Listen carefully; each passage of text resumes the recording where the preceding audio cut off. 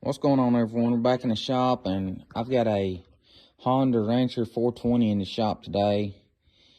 And I was in the process turning it down, and I thought, there's a lot of people that have trouble with getting these dust covers off without busting the brake backing plate and getting the actual brake drum off itself.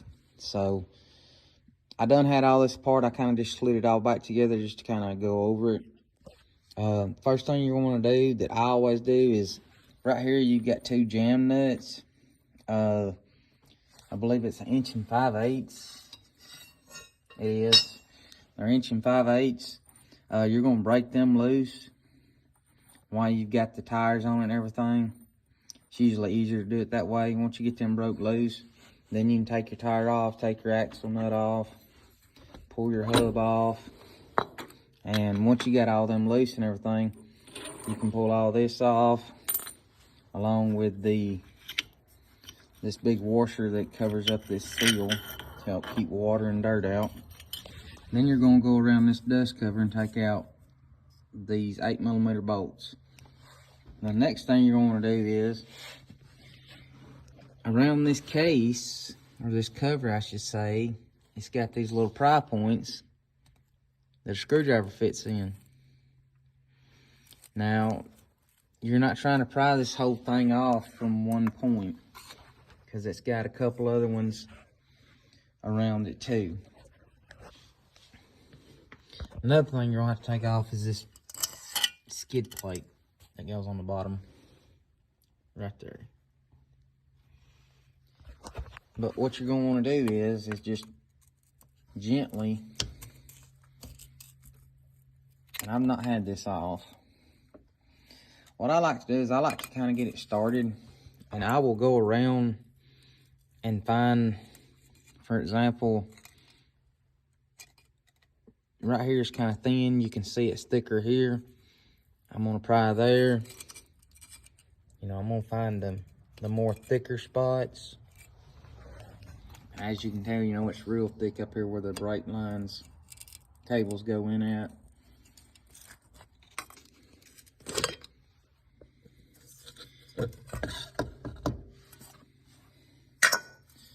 This one actually came off really easy. A lot of times people will go prying around on these, and where it's real thin at right in here, it breaks. And I have seen them break it so bad to where it don't create a seal, and then this backing plate is damaged. For your next step, getting this hub off, it can be very challenging. These can be a booger, especially if this thing has been rode in a lot of mud and water. Luckily, we got in here and there wasn't no water that fell out. This right here is actually some PV Blaster I sprayed whenever I took the jam nuts off. There's a little rubber O-ring.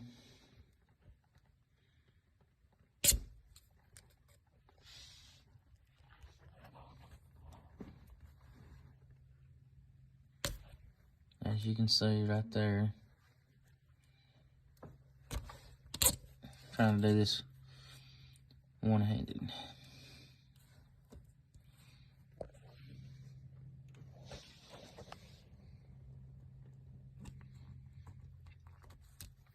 What you want to do is you want to get this out of the way. This is on here to keep water and stuff from going up into the splines of this. But whenever you're pulling this off, it also causes it to roll up on that, and it makes it harder to come off. So you want to remove this little O-ring. Save it. I do put these back on just for giggles. You can see this one's kind of locked up. The problem this customer's having with this, the reason why we're going into it is the cam on the brake cam inside here is actually frozen, and the brakes are locked up. So in a situation like this, what we're going to do is take us a rubber mallet or a dead blow, and we're going to peck this back till we get that cam down flat, and see if we just can't slide our brake hub off.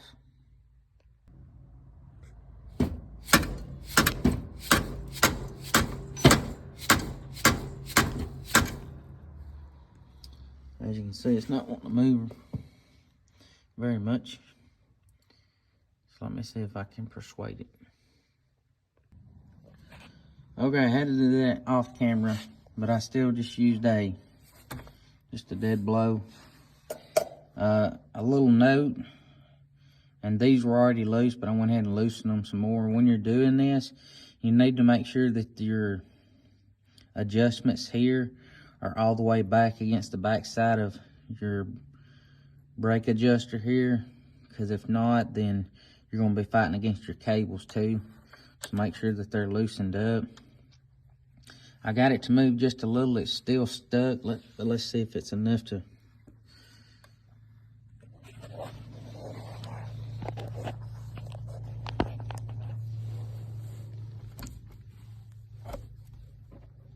And it worked.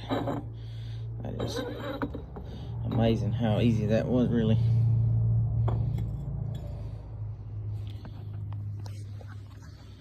Everything looks pretty decent in here. The brakes don't look too bad. Got a little bit of seepage from the seals and stuff. We're gonna get these brakes off and kind of check that out to see if it's anything to be concerned about, and see what else we can find.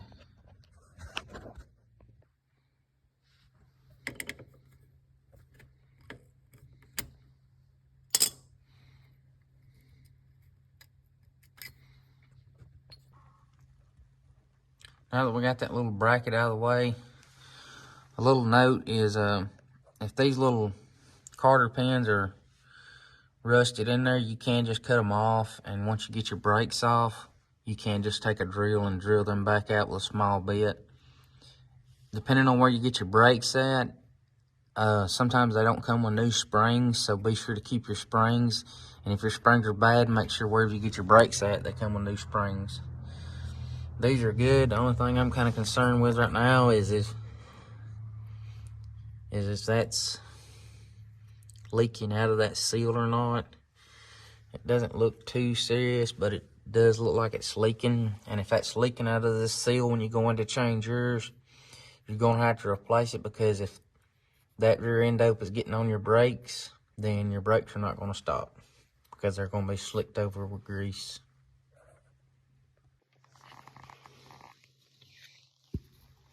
These are kind of hard to get off because everything's kind of frozen up, so I'm going to try to knock this spring out on the bottom side.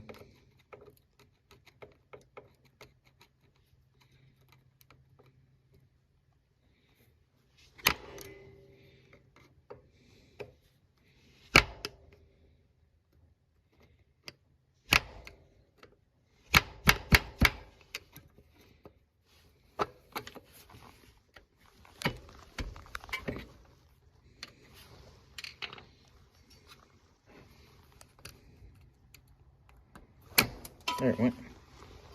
We got it. Now what it is these brakes are froze up on this side, so what we're gonna do is take it and just kind of work. We're not gonna try to overstretch that spring too much.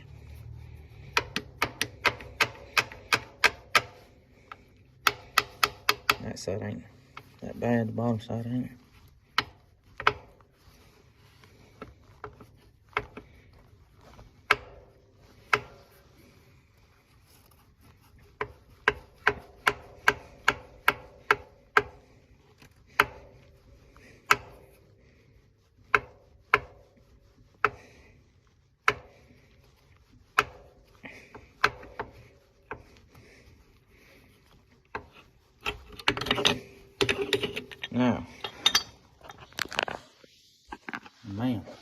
Now what you're going to do is take you a wire brush or some emery cloth and stuff, or a wire brush on a drill, clean these up really good to where they slide back on good. And we're going to be taking this apart next. This is your brake cam, and we're going to be taking our brake cables and stuff off to get this out, to clean all this. Okay, after looking at this a little bit more, as y'all seen earlier, the brake pads on this bike is in pretty good shape. The problem is this bearing and stuff has got a little bit of wear in it and it's starting to leak a little bit of fluid. Now, we can fix the brakes and everything, but if we don't do something about this leaky seal and bad bearing here, what's going to happen is it's just a matter of time before this starts leaking more, and it's going to run over into the drum and everything, and then it's going to slick the brakes over, and then he's going to be right back here at the shop getting more work done. Now, I don't do stuff like that, so right here is a problem. It needs to be fixed before it becomes a bigger problem. So now we're going to take this brake backing plate off and knock this bearing and stuff out, as well as fix the cam and everything while we got it off. So what you're going to do is take your wing nuts and everything off your brake lines, pull your brake lines out. As you've seen, that spring fell off. You don't want to lose it.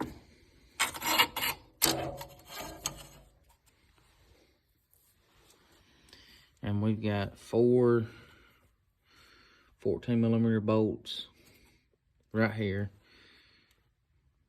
and you're going to want to take them off.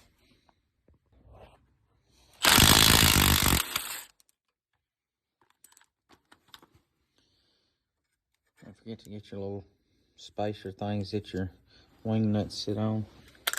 Just them to the side.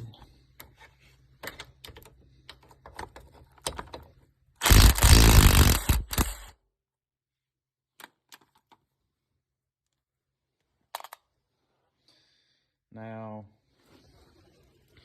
sometimes, I don't know if y'all can, let me get a light.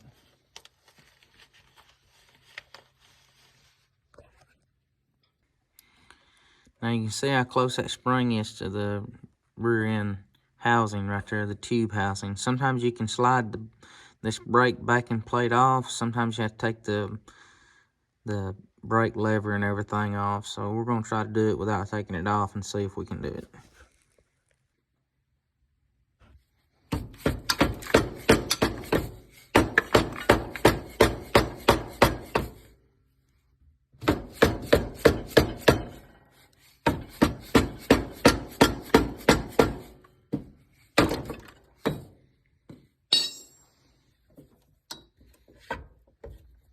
Oops. Don't forget your vent line. Right there.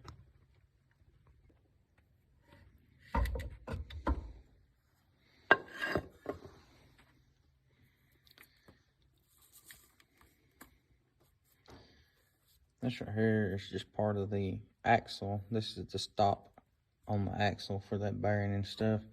So we'll clean all this stuff out with some rags and everything. But our main focus right now is going to be this. So we're going to knock some of this dirt and stuff off this thing and get it over on our workbench. All right, so we got it. Give it a quick bath. Get it over on the workbench. First thing we're going to do is take off this brake lever. What you're going to do is you're going to take this bolt out right here, and then you're going to take you a small screwdriver and you're going to just kind of pry up right here in either direction. And I usually pry from this side like this, and what you want to do, you just kind of want to create a little bit more of a gap right here so this slides off this cam easier. We got a little bit more of a gap. So now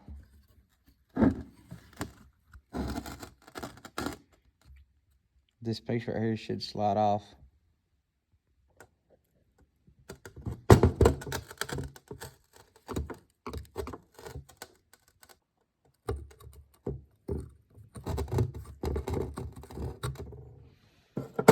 Now, what you're going to do is this cam is stuck in here, so you're gonna have to drive it out. All right, so we got this over on our vise.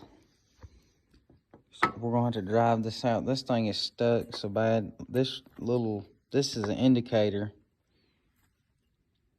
for the brakes, and it's even froze up on there. I'm gonna have to do this part off camera because I don't have anyone here helping me today film. So I'm gonna just take a punch and a hammer and try to softly drive this out. And what I mean by softly, I'm not just gonna try to just pound it with everything I got, because I don't want to bust this backing plate. So I've got it on a good sturdy surface here. I'm just gonna try to tap it out and see what we can do with it. All right, guys, we got that little indicator off. Got our spring off. It's starting to come, but it is being very contrary. So we're just gonna keep on getting after it with the punch and stuff and see if we can't get it to come on off. One thing you can do to kind of help is get you a pair of pliers or an adjustable wrench and put right here and kind of work it back and forth to kind of help loosen it up, and sometimes that helps make it slide out a little easier. All right, guys, I'm not gonna lie, this has been the most stubborn thing I've ever had to mess with. So this usually does not have to happen like this, but I've had to come over and put it in the press and press it out, which if you ever had to do this, I recommend you being very careful. It is very hard to get this thing to sit level and to not apply too much pressure on this so you don't split it. It may be sitting just a hair crooked, but that is about the closest I can get it. It has been some more of kind of problem. This is finally working. Usually these can be drove out with a punch. This one here just, it's not wanting to cooperate whatsoever. So now that we've got it a good ways out, as you can tell, I'm going to try to do what we was doing a while ago, and that's using a punch to drive it out. All right, that definitely done the ticket right there. It was not hard at all to get this out once I pressed it with a punch, or pressed it with the press. This right here was extremely stuck, and a lot of dusty looking rust came out.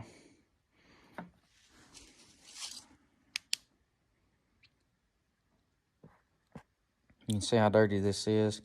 What I like to do now is just take a Dremel and stick it down in there to clean that out real good. I know y'all hear me talk about anti-seize in a lot of my videos. Anti-seize on stuff like this saves you time in the long run and a lot of aggravation. Especially if you play in the mud and water a lot, anti-seize is your best friend. So let's get this over here.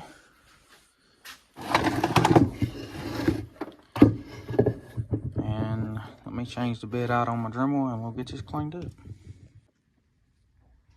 I'll have in my description a deal where you can find these little wire brushes. I use these things constantly. The only thing you have to worry about is if you use them in a high-speed Dremel or drill or anything, wear safety glasses and stuff, because these little things do fly out and they will get into your clothes and everything else. That's the only aggravating part, but they clean extremely well.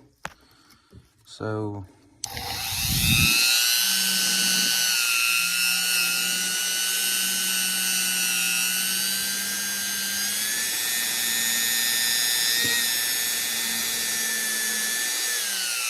this does have a seal on the front and back side of this. I have never replaced one. I don't know if even replacing one of these, if you're in a lot of mud and water is going to get in here regardless. As you can see right there on that side, this is already cleaning up very nice.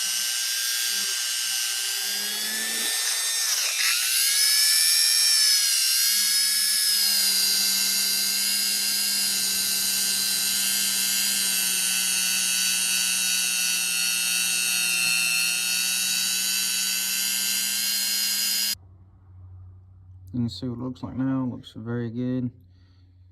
Now, for those of you who don't have a Dremel and stuff or a drill, you can do this with sandpaper rolled up.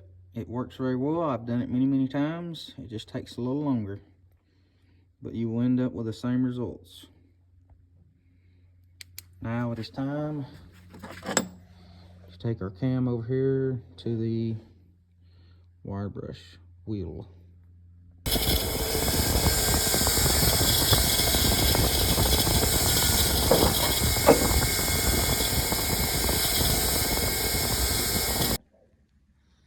Now that we got our cam and stuff cleaned up, it's time to move on to our brake backing plate and get our bearings replaced.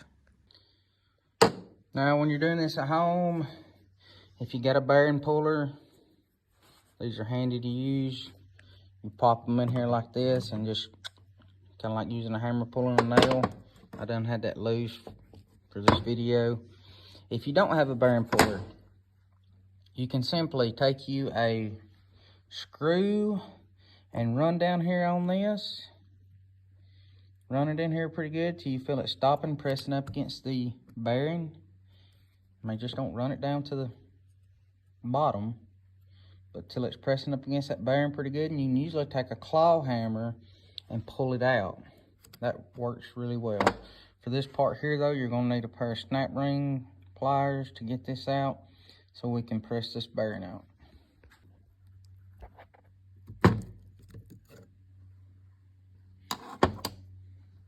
I don't have many tricks for getting snap rings out without snap ring pliers. You can fight them with picks and screwdrivers, but it is a mess. Now, since that's out, we're just going to take this over to our press and press this bearing out.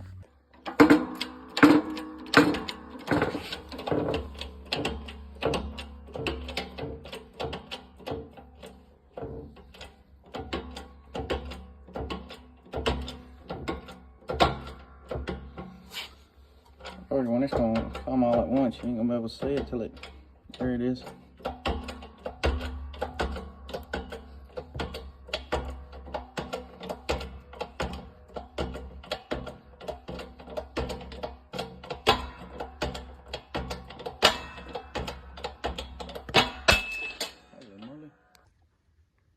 So we got our old bearing out, everything cleaned up, got our new bearing. Sit up here. Got everything set up. Now it's time to press it in.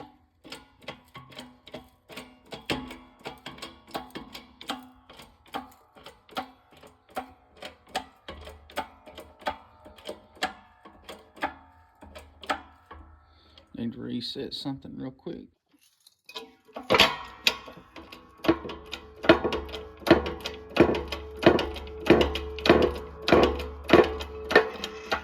This thing has been a little bit of a booger all the way.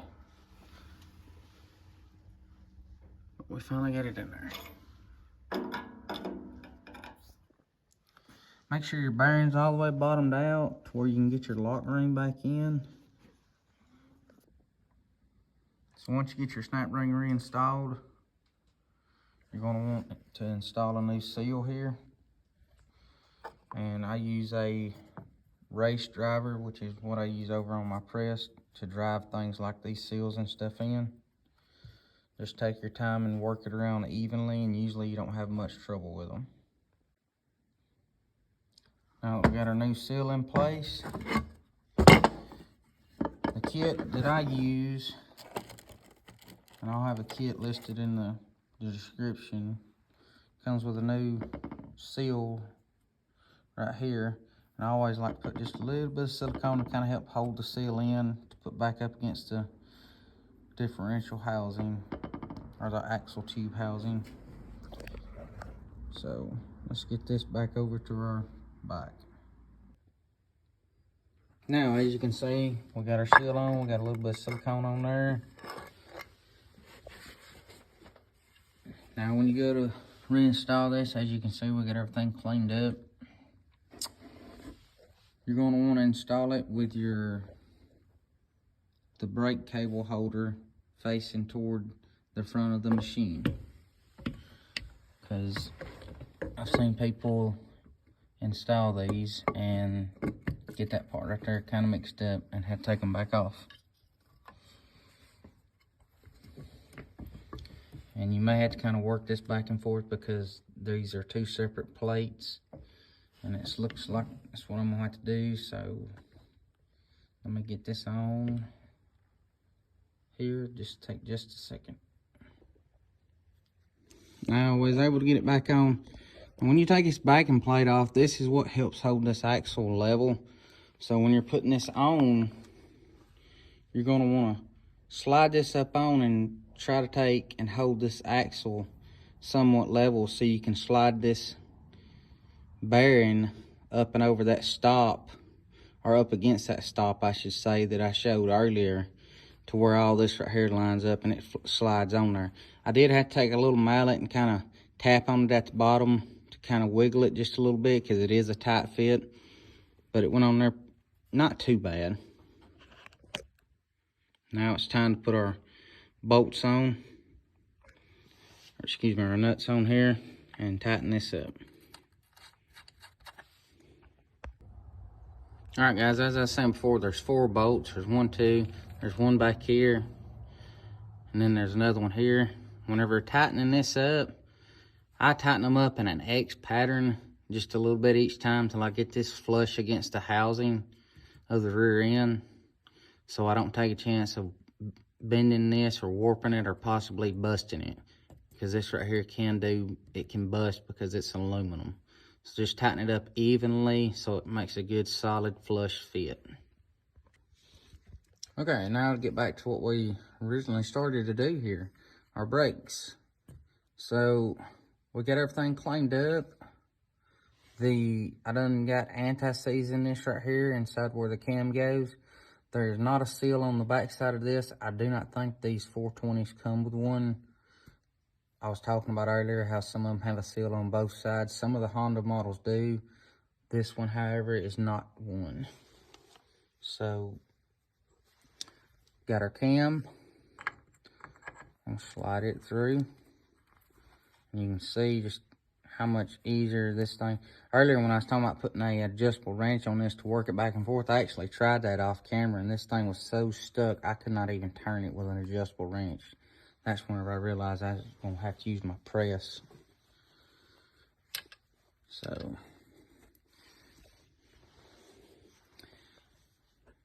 it has this little fabric-like washer and stuff to kind of keep dirt and grime out. I always try to put this stuff back on because that's what it come from the factory.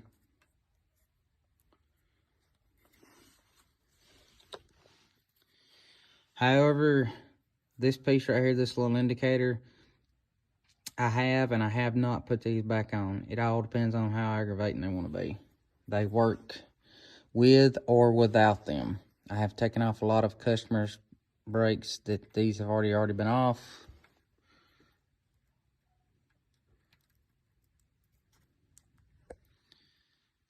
Let me see if I can get this one on. Alright guys, just like I said, the little indicator ain't gonna go on. I was trying to get it on because I know someone out there is probably gonna be like, it's extremely important.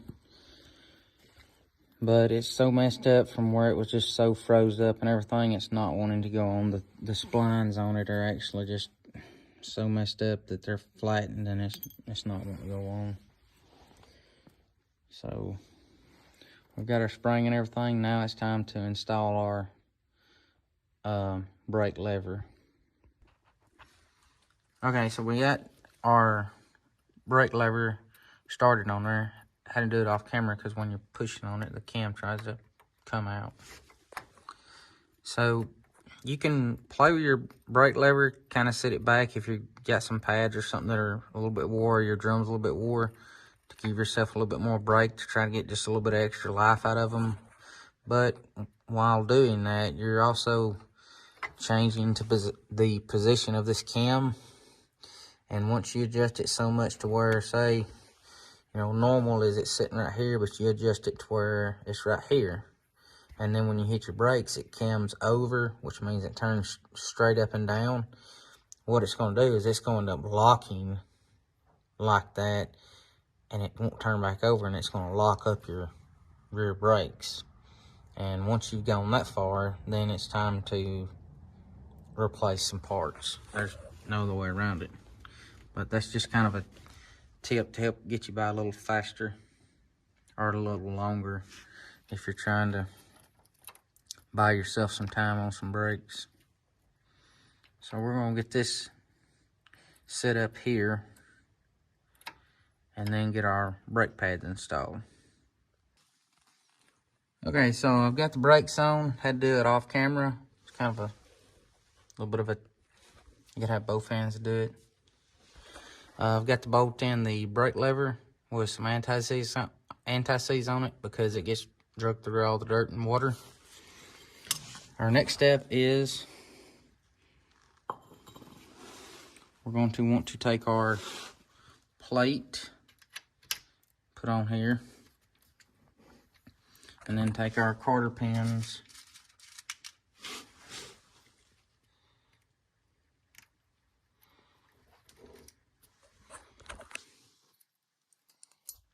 and put them on.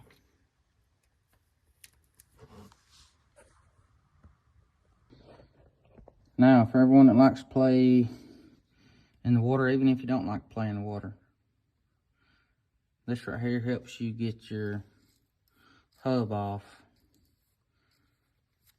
anti-seize.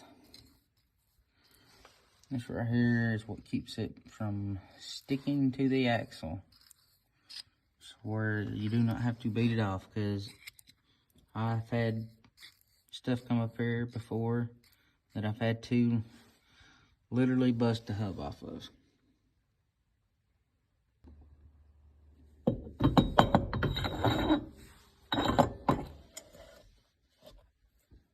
Got our hub slid on. See how much it takes to move it. Should be about right. We will take and put our brake cables and everything. I'll get them set up and adjusted up to see where we're at. Then I'll show y'all and explain what you have to do if you don't like it and want to readjust it. Before we get to that point, I do want to say that on these brake cables, one of the holes are bigger and one of them is smaller for right here where they go in, and then on the cables, one's bigger and one's smaller. On this one, the one for the foot brake is the bigger one, and the one for the handbrake is the smaller one. Let's hook up that vent line.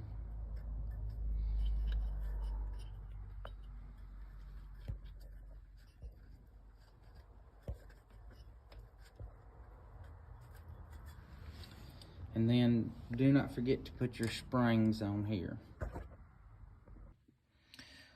Alright guys, so we got everything hooked up.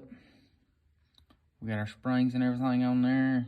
We got to adjust up, and as you can see, by pushing the foot brake, it does not have to travel very far. So this right here should be pretty good. If in the instance, what you want to do is whenever you put new brake shoes and stuff on here, whenever you set this up and get this lever and everything set up, and you get this tightened up to where it should be, these should not be collapsed all the way down. If you done that, then this lever is not on right. You want this to have a little bit of, you don't want these springs to be collapsed all the way down, because when they're not collapsed all the way down, it shows that you still have a little bit of adjustment. And usually once if you put new brakes on and stuff, and especially if you put new cables on and stuff, once you drive it around just a little bit, you'll need to come back and readjust all this. So now we're just going to go through, tighten up our bolt here, and get ready to put our dust cover on. Alright, so before we put our brake drum back on, we've got a new seal for it also. Come with our kit. We're going to knock this one out. If you flip this over, on the back side, you'll see it has 4 holes. This is so you can put a punch here to drive it out. So that's what we're fixing to do right here. So we got our old seal out. Everything cleaned up.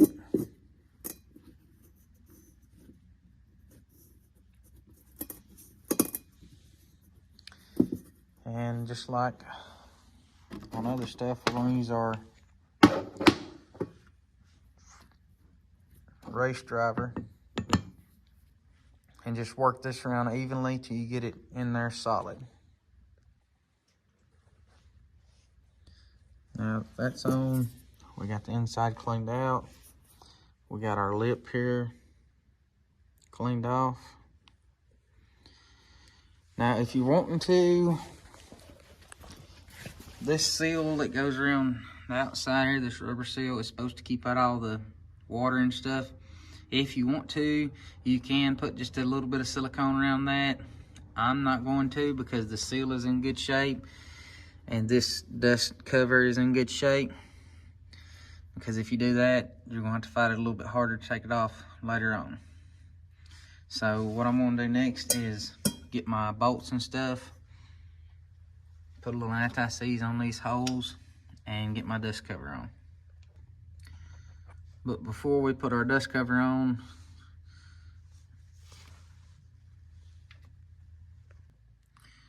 we have got another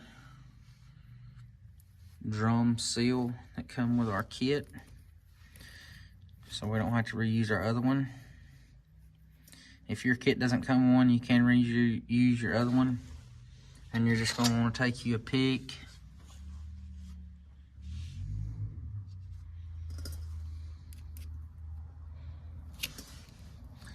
and just roll it up in there.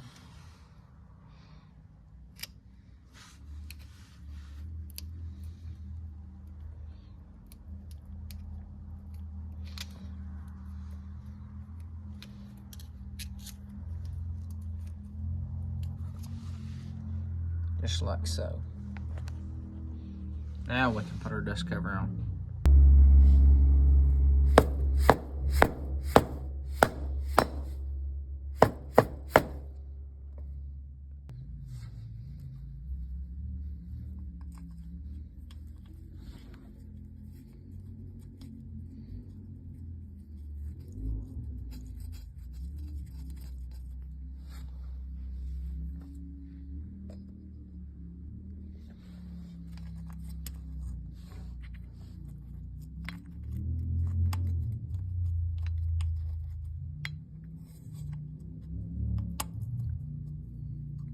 I don't know if y'all can hear that or not, but that is one of my neighbors running around outside on a turbo razor.